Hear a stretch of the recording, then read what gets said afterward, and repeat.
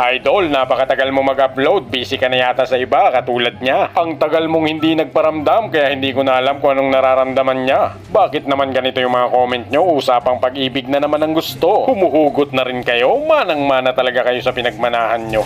Kung sa bagay, hindi ko naman kayo masisisi kung ganito. Mas marami nga daw yung sawi sa pag-ibig ng mga tao kesa doon sa relasyong maganda ang takbo. Idol, anong gagawin kapag hindi sinasagot ni crush? Alam mo idol, wala akong magagawa kung hindi ikaw ang kanyang tipo. Magsikap ka na lang sa buhay. Yan lang yung aking maipapayo. Mag-aral ka ng mabuti o mag-focus sa trabaho. Yung magandang kinabukasan, hindi yun para sa kanya, para din yan sa'yo. At malay mo, balang araw magkita kayo, maunlad na ang iyong buhay. Hindi lang yung bibig niya ang maglalaway, pati yung bibig ng kapitbahay. May bago na siya, ako wala pa.